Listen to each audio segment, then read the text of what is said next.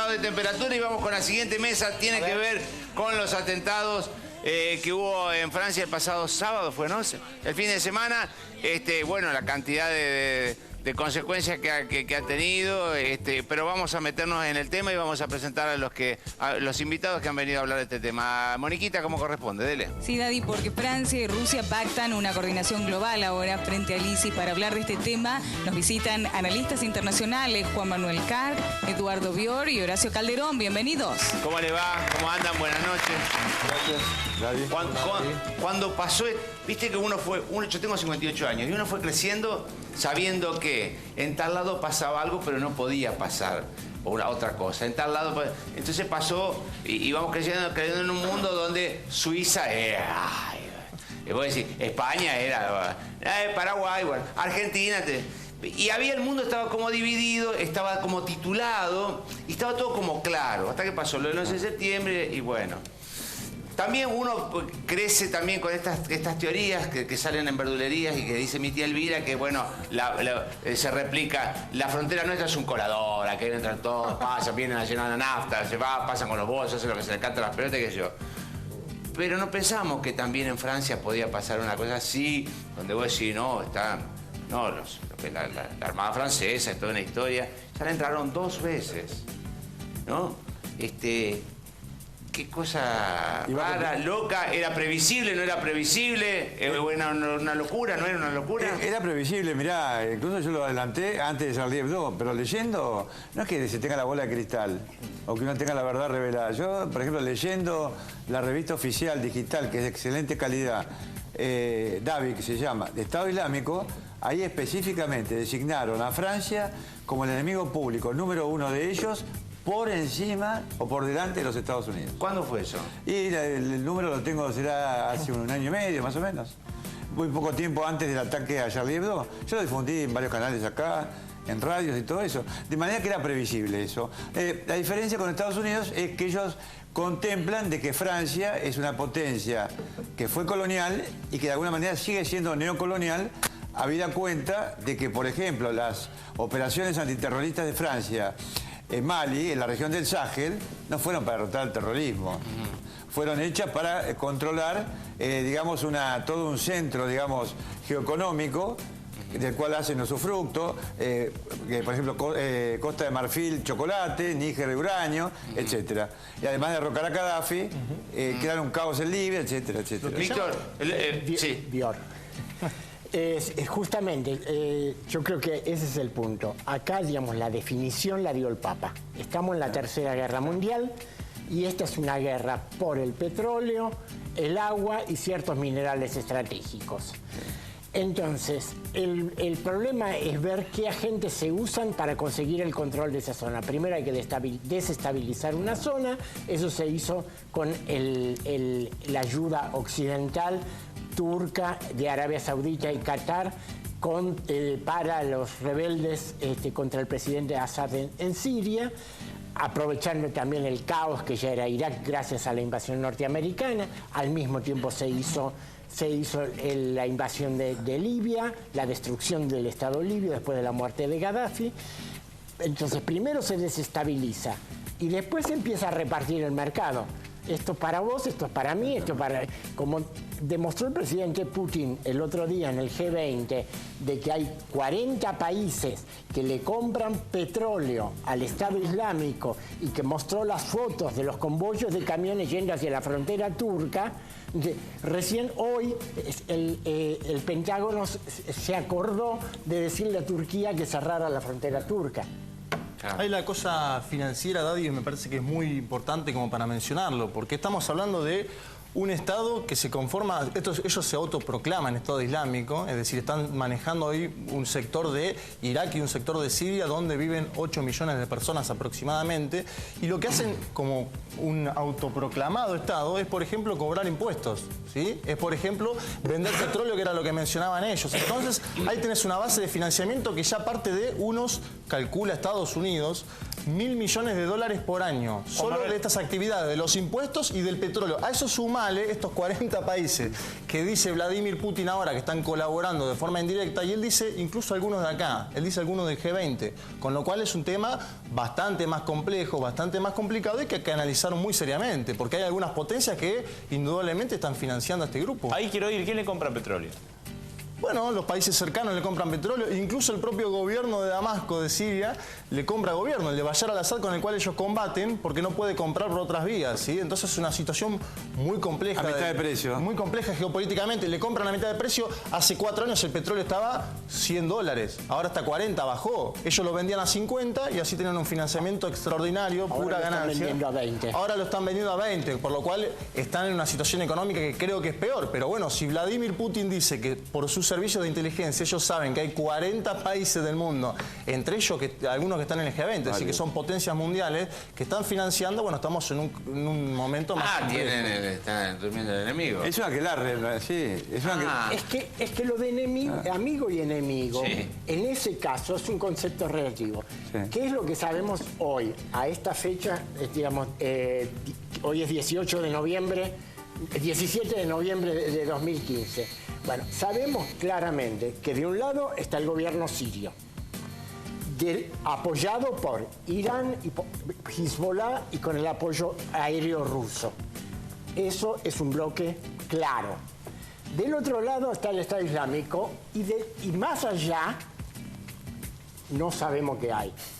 Porque todos los supuestos grupos moderados que Estados Unidos apoya hablaban bien. Incluye Al-Qaeda, Incluye exactamente, Al-Qaeda. es lo que usted que comentaba ahora dicen recién. que son rebeldes, no son terroristas. Al-Qaeda ahora es rebelde. Claro, el llamado Frente al-Nusra Claro. es Al-Qaeda y recibe armas de Turquía a través de la frontera.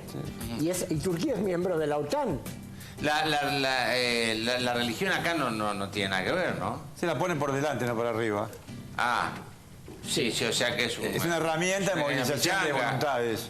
Claro. Y siempre hay un problema ahí que puede ser que esto lleve a un brote de islamofobia, por ejemplo, en Europa. Es decir, estos atentados que lleven a un brote de islamofobia en Europa. La derecha, todo esto. Sí, está agazapada. Marine Le Pen ya dijo que ella piensa que no tiene que haber más ingreso de migrantes en Francia. Francia tiene un cupo determinado con el conjunto de los países de la Unión Europea para recibir migrantes, entre ellos de Siria. Y ella dice, por este pasaporte que se ha encontrado, que vaya uno a saber cómo alguien que va a cometer un atentado lleva pasaporte. Esta es otra pregunta importante que nos debemos hacer, pero se ha encontrado un pasaporte y entonces ella dice, bueno, acá está demostrado que este personaje era sirio, que entró por Grecia y no tenemos que dejar entrar más a los sirios. No, hoy se demostró que ese pasaporte pertenecía a un soldado del ejército sirio muerto en la guerra. Bueno, pero Marine Le Pen lo usa igual. Tipo el chacal, tipo el chacal. A propósito de esa suspicacia, ¿vieron que del atentado del 11 de septiembre había un avión que iba para el Pentágono que nunca explotó? Claro. Ahora había un atentado probable a Holland que también que tampoco explotó. Digo, ¿son suspicacias esas o son casualidades? Hay mucha especulación en el terreno con respecto a esto. Yo creo que ha sido un conjunto de células con planificación exterior, estratégica, y todo el comando táctico ha estado en Bélgica, ¿no? Los ataques no han sido tan sofisticados como se puede parecer. Fue sofisticada la preparación, el lanzamiento, la selección de blancos y todo esto. Pero hemos estado analizando la cuestión de los explosivos. Son explosivos comunes. El TNT son oxidantes, tienen varios componentes, no vamos a nombrar acá porque son fáciles de conseguir. Y se usaron la Kalashnikov. O sea, no hay nada nuevo en esto. Y lo que ellos han hecho... ¿Y qué me quiere decir usted con que no es nada nuevo? Claro, son tácticas conocidas. No, eso es lo obvio. Digo, usted me está queriendo inferir alguna otra, ya que estamos en el terreno de la suspicacia, digo, que ya los aviones lo tenían en marcha, digo. Los aviones franceses que después bombardearon, ¿ya lo tenían en marcha? Yo lo he dicho estos días. Eso por supuesto. Acá se retroalimentan, son, digamos, mutuamente funcionales. Porque ahora, por ejemplo, es altamente probable, no seguro, de que Francia despliegue la legión extranjera para combatir a Estado Islámico en Raqqa, sobre todo la capital de este supuesto Estado Islámico, en Siria. Si va la legión extranjera, que tiene una capacidad, experiencia, entrenamiento especial para esto, yo no quisiera estar en manos en el pellejo de los del ISIS. Pero a mí, yo pregunto, si los derrotan, ¿Francia se vuelve a su país o se quedan ahí? A ver, yo quisiera ir a un aspecto que acá es nuevo, que es el siguiente. Precisamente el dato de hoy es que para que Francia pueda llevar la legión extranjera, Alemania va a poner las tropas en Malí. Va a reemplazar a los franceses en Malí. Pero el dato nuevo es el siguiente. En el espacio aéreo sirio no se puede mover nadie si Rusia no lo permite. Porque Rusia tiene un interceptor de radares y de medios de comunicación que los Estados Unidos no han logrado salvar. Es decir, Estados Unidos está ciego en este momento sobre lo que pasa en Siria. El único rincón donde los rusos no usan el interceptor es en el suroeste para no tener problemas con Israel. Entonces, Francia, eso hoy ya se confirmó que va a ser una alianza estratégica. O sea, poco a poco, dicho en porteño, van yendo todos al pie de la política de Putin. Y nadie puede intervenir en Siria si Putin no quiere. Con lo cual, Putin los va a hacer intervenir en la guerra y después los va a sentar a la conferencia de paz. ¿Quién? Para los tres, con la consulta. Llevan más o menos en territorio sirio aledaños unas 250.000 víctimas. Si contabilizamos los casi 130 de Francia, sin menospreciar el desastre que ha ocurrido en Francia, claro está, casi durante todos estos años, desde que se empezaron a contabilizar estos 250.000 muertos, es como si todos los días en Siria hubieran ocurrido un atentado igual o mayor al que ocurrió en Francia el otro día. La cuenta es más o menos exacta. Correcto. Desde Occidente está claro que se mira con desprecio y no se contabiliza de la misma manera las muertes en Medio Oriente. Porque no son franceses y viven en París. Sí, igual lo digo en todo Occidente, en general, ¿sí? En todo Occidente, de la manera que la gente se escandaliza, se pone un filtro en YouTube con la bandera francesa sin tener una mínima idea de lo que está hablando y qué está pasando detrás. Hablan de culpables e inocentes, no hablan de causas y consecuencias. Les pregunto, ¿cómo es del otro lado, en Oriente? ¿Cómo se ve eso del otro lado? ¿Genera resentimiento? ¿Cómo es la lectura, independientemente del negocio, que tan perfectamente ustedes están detallando? Pará, ¿y el Oriente son todos estos grupos o no? No, están en estos grupos de extremistas. Sí, no, una cuestión de concepto que es fundamental para formar las cabezas. Oriente es China. Decir que el Levante es Oriente fue un invento europeo para decir que esos son los otros, que esos son los bárbaros atrasados a los cuales tenemos que civilizar. Es decir, en toda la región de Levante, sí, las reacciones contra Europa y Estados Unidos son enormes. Por supuesto. Lo que pasa es que eso no quiere decir ni justifica de ningún modo este islamismo pirata. Hay que, con lo que decía Pablo sobre cómo se vive en Siria, Bashar al-Assad, que al menos al momento continúa siendo el presidente, hay un debate internacional sobre qué hacer con él, ahora nos metemos con eso.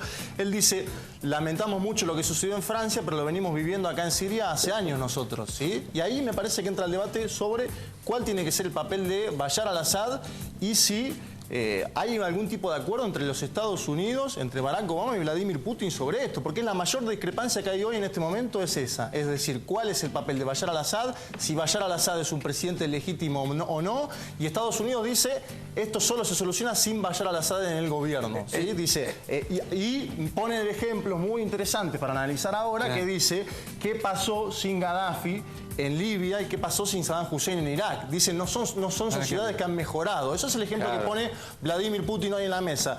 Estados Unidos dice, no, mejor sin Bashar al-Assad y está proponiendo elecciones del plazo de 18 meses. ¿Qué pasó con la discusión de la autodeterminación de los pueblos? ¿No? ¿Es una quimera? Bueno, no, es que pasa que Estados Unidos dice, sí, el pueblo sirio tiene que decidir, pero por lo bajo en la misma conferencia de prensa el canciller dice, tiene que decidir, pero Bashar al-Assad es parte del problema. Ahora hay un cambio para mi punto de vista de ecuación en la relación de Estados Unidos con Rusia. Porque no hay que olvidar que Estados Unidos está cerrando una alianza estratégica con Irán, su supuesto archienemigo al cual iba a bombardear 3 años atrás con o sin Israel. ¿Pero por qué esa alianza estratégica? Porque necesita, de alguna manera, dejar a Irán como un hegemón en Medio Oriente, del otro lado un pelotón de países que es una especie de balance estratégico-militar, igual es un aquelarre lo mismo, el otro lado, ¿no? Y el objeto de este acuerdo estadounidense es retirar gran parte de su poder militar naval del Golfo para llevarlo a la región Asia-Pacífico.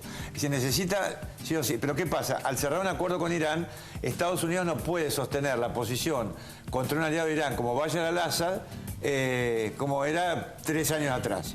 Entonces yo creo que aquí sí hay un cambio de ecuación. Ahora Estados Unidos no habla tanto de que ya se tiene que ir, que tiene que haber elecciones, que bueno, que ellos pueden soportar a lo mejor un periodo de estabilidad para ver de qué manera hay un retiro de Assad. Y Rusia también está defendiendo sus propios intereses, porque Rusia quiere matar, perdón, soy gráfico, la mayor cantidad posible de yihadistas que haya en Siria y que haya en Irak, inclusive porque están negociando eso, para que no se le vayan después a su propio territorio, a la periferia, a la región del Cáucaso, etcétera. Entonces ahí está el tema. Y además no hay que olvidar que Rusia tiene en Siria una base naval en Tartus. Yo conozco eso, he estado 6 veces en Siria, una base naval en Tartus, y si llegara, digamos, a ser derrocado Assad y no hubiera algún tipo de acuerdo para que Rusia la mantenga, el mar Mediterráneo se convertiría en una especie de Mare Nostrum, una especie de Pax Americana, donde solamente podrían navegar barcos de la NATO. O sea que nada es tan malo para siempre, digamos, que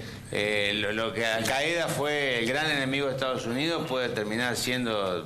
Bueno, ya de hecho, lo están tratando rebelde. En la ciudad de Idlib, cayó en manos de un frente, ¿no? al cual respondían a Turquía, a Qatar, como decía acá, a Arabia Saudita, a Estados Unidos y a Francia, ¿no? Y fíjate una cosa, cómo vencieron a las fuerzas mecanizadas y blindadas de Assad con misiles americanos. Pero cada uno de esos países, esos actores lograron que se sentaran todas estas agrupaciones, incluyendo Al-Qaeda, porque en Idlib se quedó Al-Qaeda, frente al Nusra, ¿no? A los cuales ahora tratan de rebeldes. Vos fíjate, no vas a leer sí, ahora son los rebeldes moderados. Son rebeldes moderados, Sí. Bueno, al lado del ISIS. Yo quería decir algo, tengo un pequeño disenso acá con los colegas respecto a hablar de la política norteamericana. Precisamente, Estados Unidos está profundamente dividido entre la política de la Casa Blanca y la política del Pentágono. Los generales quieren poner el pie en tierra en Siria y quieren volver a Irak. Es decir, ellos quieren estar presentes en el campo de batalla para por lo menos hacerle la competencia a Rusia e Irán y si no, luchar contra ellos. Pero no va eso, no va. Bueno, pero es importante la elección del año próximo. Yo con eso coincido. La elección del año próximo de Estados Unidos es vital. Si gana un demócrata, Hillary Clinton puede seguir todo como hasta ahora. Ahora, si gana Jeb Bush... Cuidado, porque Hillary Clinton es sionista, es pro-sionista, o sea, es pro-israelí. Entonces, ¿cuál es el problema más grande que tiene Estados Unidos? ¿Y son las migraciones? Estados Unidos es un país que está pretendiendo ser una potencia hegemónica mundial. Las de convivencia internas. Sí. El problema más grave de los Estados Unidos hoy es no haber acordado qué modelo de país son y qué modelo de país quieren ser. Está profundamente ¿Y hacia dónde van? Sí. Entonces, como no tienen resuelto eso, tiran el problema al resto del mundo, que se lo resolvamos nosotros. No, y perdió influencia global, Daddy. Estados Unidos perdió influencia global. Esto es algo que hay que destacarlo y hay que decirlo. Es decir, la construcción del grupo BRICS, por ejemplo, ¿sí? La construcción de un grupo como el G77 más China en la ONU, que le vota cosas en contra, por ejemplo, con lo de los fondos buitre y demás. Bueno, eso denota que hay otro mundo distinto, que Estados Unidos perdió, digamos, China, por ejemplo, el crecimiento chino en estos últimos años es evidente, es económico, pero también es político. Putin surge como jugador global después de mucho tiempo. Esto en los 90 no era así. En los 90 Estados Unidos era el hegemón internacional, claro. y el que definía las normas. ¿Cuándo se rompió eso? Militarmente lo sigue siendo. Se voltearon en 2007, 2008. Militarmente lo sigue siendo. Militarmente lo sigue siendo, pero 2007, 2008 es un buen número o cifra para decir, bueno, ahí cambió. La construcción de los BRICS es en 2009, claro, por ejemplo. Entonces, estamos hablando de un nuevo mundo. Lo que hace Putin hoy, si lo hacía 10 años atrás, Estados Unidos no lo puede permitir jamás. Ahora lo tiene que permitir y hasta tiene que ir al pie. Lo vimos en Kosovo. Estamos viendo algo nuevo en el mundo y que bueno, hay que estudiarlo. Daddy, yo quería volver a una cosa que mencionamos al principio de nuestra intervención. Estamos en medio de la Tercera Guerra Mundial, la guerra por el petróleo, el agua y los recursos energéticos. Argentina tiene todos esos recursos: petróleo, gas, agua y recursos minerales. Loco, no hay más que puede ser presidente. Y recursos minerales. En las 2 guerras mundiales anteriores tuvimos la inteligencia de mantener la neutralidad.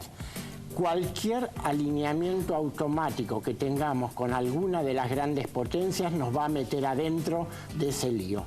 Así que tengamos mucho cuidado con eso, ¿no? Y que no nos inventen un ISIS acá. ¿De qué potencia? A ver, ¿por qué no nos vamos ejemplificando? Porque usted lo dice como si todos fuéramos todos políticos internacionales. No, en este país... No, lo digo bien, yo lo bajo a... En este país, en los años 90 teníamos las relaciones carnales con los Estados Unidos y por lo tanto tuvimos el alineamiento en la guerra del Golfo. Sí.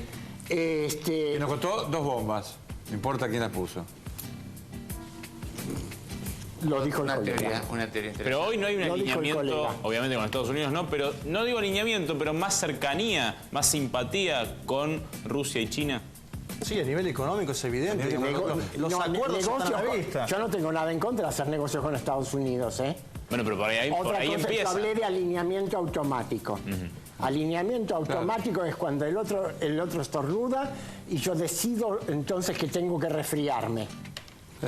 Es decir, eso es para mí alineamiento automático. Las relaciones carnales, como se decía en la época de México. Exactamente. Y entonces, termíneme con la teoría esta que me estaba diciendo, que nos pone a la puerta de... Que no nos podemos meter adentro de ese lío, que no podemos quedar involucrados en la lucha mundial por el petróleo, el agua y los recursos minerales, que tenemos que defenderlos, que tenemos que mantener nuestra neutralidad y una política exterior de buenas relaciones con todo el mundo, porque si no nos van a destrozar. Pero defendiendo lo nuestro. Así a simple vista y con el sentido común de mi abuelo ferroviario, pareciera como que somos muy chiquitos como para mantenernos neutrales ante tanta potencia. Bueno, ¿no? lo hicimos cuando éramos todavía más chiquitos. ¿Ah, sí?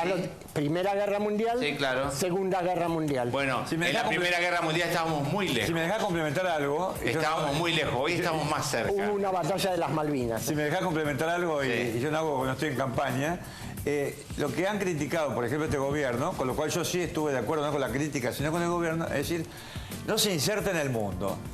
Y yo me pregunto, ¿en qué mundo nos vamos a insertar? Claro. ¿Con qué Estados Unidos? ¿Con qué Francia? ¿Qué es quedar afuera del mundo? ¿Qué significa en este momento? Es decir, es a lo mejor conectarte no la quedar. Y si nosotros hubiéramos estado conectados en el mundo financieramente, estaríamos fundidos.